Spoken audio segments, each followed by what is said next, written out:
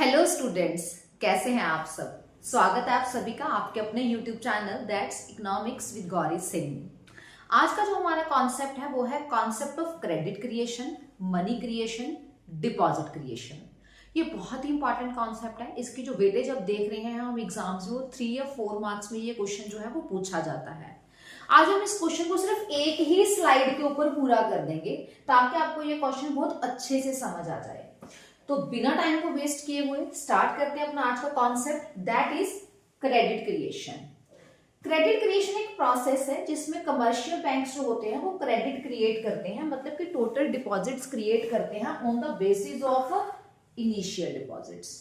Initial deposits से ये जो टोटल डिपॉजिट्स होते हैं ये कई गुना ज्यादा होते हैं।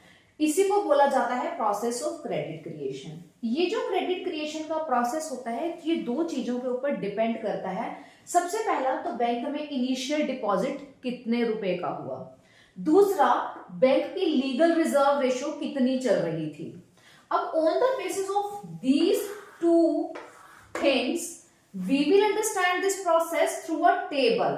हम टेबल की हेल्प से इसको समझेंगे। इस टेबल के 4 कॉलम्स हैं।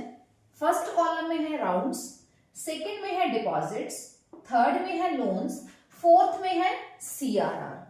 मान के चल रहे हैं कि जो बैंक में राउंड्स हैं, जो उनमें इनिशियल डिपॉजिट, सबसे पहले जो पैसे बैंक में डिपॉजिट हुए हैं वो कितने हैं, 1000 के हैं। लीगल रिजर्व रेशो चल रही है 20%। अगर 20% लीगल रिजर्व रेशो चल रही है और बैंक में इनिशियली 1000 डिपॉजिट हुआ है तो बैंक इसका 20%, यहां पे ये लीगल रिजर्व रेशो भी बोल सकते हैं और सीआरआर भी बोल सकते हैं। अगर लीगल रिजर्व रेशो 20% चल रही है तो बैंक 1000 का 20% अपने पास रखेगा, रिमेनिंग जो अमाउंट बचेगा वो एज अ लोन दे देगा। तो 1000 का 20% हुआ 200। बैंक ने 200 अपने पास रखा एज अ रिजर्व और 800 क्या दे दिया, लोन दे दिया। अब नेक्स्ट राउंड में ये जो 800 है ये क्या बन जाएगा, बैंक का initial deposit. Legal reserve ratio कितनी चल रही है, 20%। 800 का 20% कितना हुआ, 160। बाकी कितना बचा, 640। ये 640 बैंक क्या कर सकता है, लोन दे सकता है। अब नेक्स्ट राउंड में ये 640 क्या बन जाएगा, इनिशियल डिपॉजिट बन जाएगा। 640 का 20% कितना बना, 128। 128 बैंक अपने पास रखेगा, रिमेनिंग अमाउंट जो 512 रुपए है वो क्या दे देगा, वो लोन दे देगा। और ये जो प्रोसेस है ये इसी तरह से चलता रहेगा। क्या ये अनलिमिटेड एक्सटेंट तक ये प्रोसेस चलता ही रहेगा, चलता ही रहेगा? जी नहीं। ये प्रोसेस कितना चलेगा डिपेंड करता है मनी मल्टीप्लायर पे। मल्टीप्लायर का मतलब क्या है, जैसे मैंने आपको ऊपर अभी समझाया है कि इनिशियल डिपॉजिट से कई ज्यादा टोटल डिपॉजिट क्रिएट होते हैं और ये क्रिएट कौन करता है, कमर्शियल बैंक्स क्रिएट करते हैं। इसी प्रोसेस को, जहां पे इनिशियल डिपॉजिट के बाद कई गुना ज्यादा टोटल डिपॉजिट क्रिएट हो जाता है, उसी को ही process of credit creation, money creation या डिपॉजिट क्रिएशन बोला जाता है।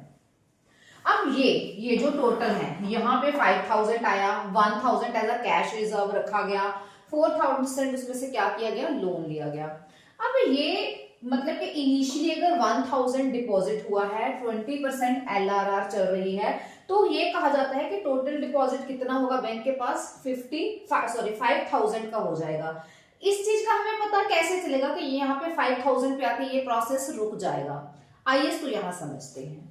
देखिए, जैसे कि बैंक में 20% एलआरआर चल रही है, 1000 इनिशियली डिपॉजिट हुआ है, 20% जो है उसका एज अ एलआरआर रखी जाएगी।